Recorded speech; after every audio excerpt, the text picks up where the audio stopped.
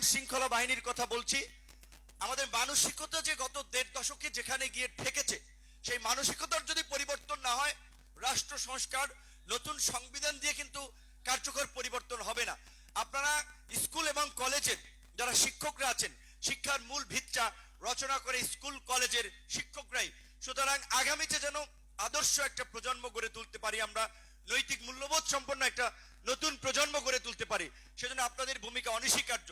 এবং একটা বিষয়, এটা বাংলাদেশে ওপেন সত্য, বাংলাদেশে বোধহয় সবচেয়ে মর্যাদার দিক থেকে, বেতনের দিক থেকে, সুযোগ সুবিধার দিক থেকে শিক্ষকরাই পিছিয়ে। সরকারের অন্যান্য সকল কর্মকর্তা কর্মচারীদের অনেক ধরনের সুযোগ সুবিধা থাকে। উদাহরণস্বরূপ আপনি বলেন, যিনি বিসিএস দিয়ে আপনার ছাত্র, প্রথম দফায় যিনি অ্যাসিস্ট্যান্ট কমিশনার অফ ল্যান্ড বা ভূমি কমিশনার হন, যাকে আপনারা ম্যাজিস্ট্রেট বলেন, তিনি তার যে পাওয়ার একটা উপজেলায় কিংবা ফোন করলে তার যে গুরুত্ব, একজন আপনার কলেজের অধ্যাপক কিংবা বিশ্ববিদ্যালয়ের অধ্যাপক তার সেই গুরুত্বটা নাই এই সমাজের বাস্তবতা। এটা সত্য।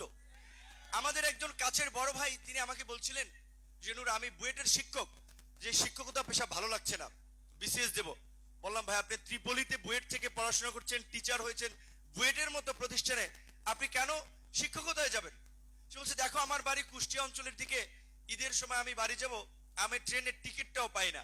তো আমার বন্ধু, সে এই আপনার ম্যাজিস্ট্রেট, তো তাকে দিয়ে আমার টিকিটটা ম্যানেজ করাতে হচ্ছে, মানে তার একটা পাওয়ার আছে। তো এই যে বিসিএস কেন্দ্রিক যে ক্ষমতার অপব্যবহার এবং অর্থবিত্তের মালিক বনে যাওয়ার যে একটা সংস্কৃতি, যার কারণে মেধাবী ছাত্রদের বেশিরভাগেরই প্রথম পছন্দ থাকে বিসিএস। কিন্তু আমি মনে করি যে যারা বিসিএস দিবে, আগামী নেতৃত্ব দিবে, সেই তরুণদের, সেই শিক্ষার্থীদের যে মেধার ভিত্তিটা রচনা করছে প্রাথমিক বিদ্যালয় এবং মাধ্যমিক উচ্চ মাধ্যমিক বিদ্যালয়গুলো, সেই শিক্ষকদের যথাযথ মর্যাদা এবং সুযোগ দেওয়া হচ্ছে না। শিক্ষকরা কেন দ্বিতীয় শ্রেণীর চাকরি করবেন? প্রত্যেক পেশা, সেটা প্রাইমারি হোক, হাই স্কুল হোক, কলেজ হোক, শিক্ষকদেরকে অবশ্যই সমস্ত ধরনের শিক্ষকতা পেশা এবং শিক্ষকদেরকে প্রথম শ্রেণীর চাকরিতে উন্নীত করতে হবে। আজকে সরকারি যে বেতন কাঠামো, সেটা বিসিএস এর কিংবা প্রথম শ্রেণীর সকলের জন্যই, আপনার নবম গ্রেডে যারাই জয়েন করে তাদের সবার জন্যই প্রযোজ্য। সর্বসাকুল্যে বোধহয় ৩৫,০০০ টাকা বেতন। একজন ফার্স্ট ক্লাস অফিসার কিংবা শিক্ষক, আপনাদেরকেও যদি সেই প্রথম নবম গ্রেডে প্রমোটেড করা হয়, ৩৫,০০০ টাকার বেতন দিয়ে বর্তমান বাস্তবতায়, সামাজিক বাস্তবতায় মর্যাদার সাথে এই সমাজে টিকে থাকা যায় না। তাই নবম পে স্কেল গঠন করতে হবে।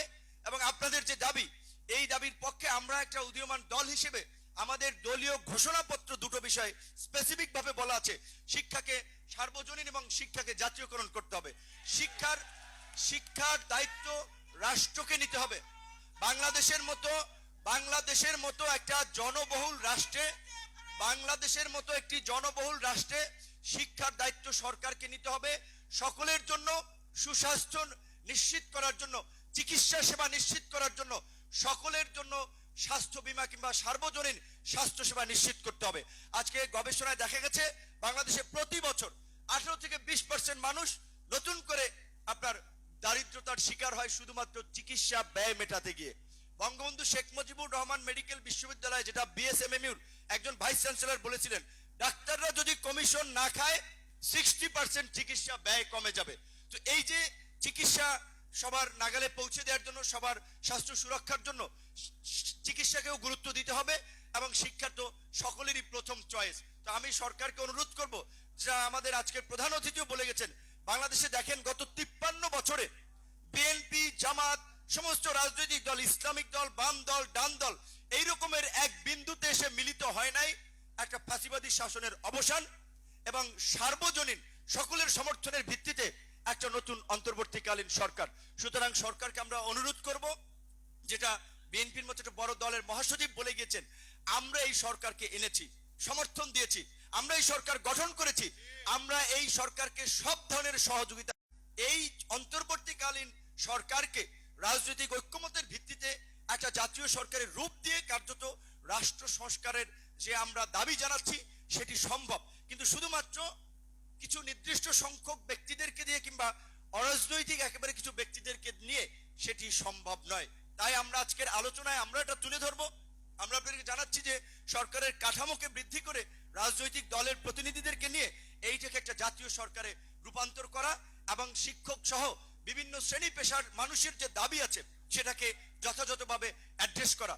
বিশেষ করে শিক্ষকদের দাবি আমি মনে করি এটি অনতিবিলম্বে এই সরকার মেনে নিতে পারে, এবং এই সরকারের প্রধান যে তিনিও কিন্তু একজন শিক্ষক। সুতরাং শিক্ষার মূল্য এবং শিক্ষকদের মর্যাদা নিশ্চয়ই তারা উপলব্ধি করবেন। বড় একটা দল, বিএনপির মতো একটা দল, তার মহাসচিব তিনি একজন শিক্ষক। এখন কিন্তু শিক্ষকদের জয় জয়কার। আপনাদের সমালোচনা করা আমার জন্য বেয়াদবি হবে, তাই আমি সমালোচনা করতে চাই না।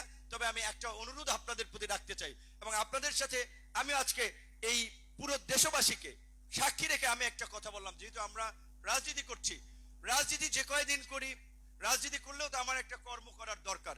কিন্তু আমার কোনোদিন শুনবেন না আমি 100 কোটি টাকার মালিক হয়েছি। আমি গ্রামের ছেলে, আমি গ্রামেই ফিরে যাব। ঢাকা শহরে আমার কোনো বাড়ি থাকবে না, সেই রাজনীতি আমরা করতে চাই না। অর্থবিত্তের মালিক হওয়ার জন্য রাজনীতি করছি না, এটা আপনাদের সাথে কমিটমেন্ট করে গেলাম।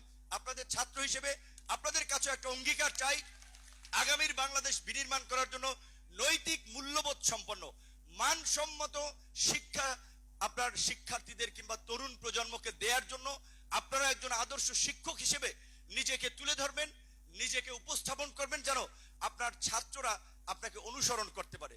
পেছনের একটা কথা উদাহরণ দিয়ে আমি শেষ করবো আমার বক্তব্যটি।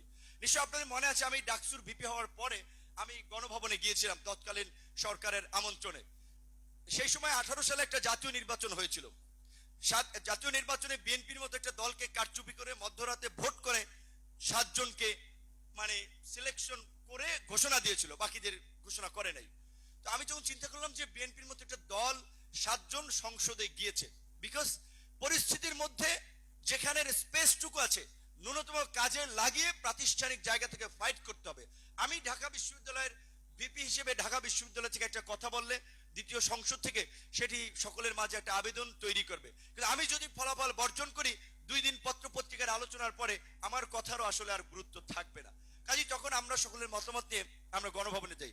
সেই সময় আমার বক্তব্যটি যদি শুনে থাকেন, আমি পরিষ্কারভাবে প্রাথমিক বিদ্যালয়ের একজন শিক্ষিকার কথা বলেছিলাম। যেহেতু ছোটবেলায় আমার মা মারা গিয়েছে, তাদের যে স্নেহ ভালোবাসা পেয়েছি তাদের কথা আমি বলেছিলাম। আজকে আমাদের কিছু অভিভাবকরা দেখা যায় ছাত্রকে মানুষ করার জন্য একজন ছাত্রকে হয়তো একটু কটু কথা বলেছে, কিংবা একটা ব্যাট দিয়ে একটা বাড়ি দিয়েছে, তার জন্য স্কুলে তুল কালাম কাণ্ড করে ফেলে। সুতরাং আমাদের এই ধরনের অভিভাবকদের মানসিকতাও পরিবর্তন করতে হবে। এবং ওই যে মির্জা সাহেব যেটা বলেছেন যে শিক্ষকতা পেশা একটা আদর্শ, কাজে আপনি যখন এই 5 লাখ টাকা দিয়ে এই পেশায় আসবেন, কিংবা আমরা গত 1.5 দশকে দেখেছি শিক্ষকদেরকে কিভাবে এই ফ্যাসিবাদের প্রাতিষ্ঠানিক রূপদান করার জন্য ব্যবহার করা হয়েছে ভোট কেন্দ্র, ভোটার তালিকা এবং ভোট প্রদানের ক্ষেত্রে। কাজে সেই ক্ষেত্রে আজকের যে বিশ্ব শিক্ষক দিবসের যে প্রতিপাদ্য যে আপনার শিক্ষায় নতুন সামাজিক অঙ্গীকার, সেই নতুন সামাজিক অঙ্গীকার প্রকৃত অর্থে শিক্ষকরাও যদি ধারণ না করে তাহলে এই জাতি গড়া সম্ভব না। নিশ্চয়ই আপনারা আমাদেরকে পথ দেখাবেন, আপনাদের সেই নতুন অঙ্গীকার সমাজকে নতুন করে পথ দেখাবে। সেই আহ্বান রেখে আমি আমার বক্তব্য শেষ করছি। আল্লাহ হাফেজ।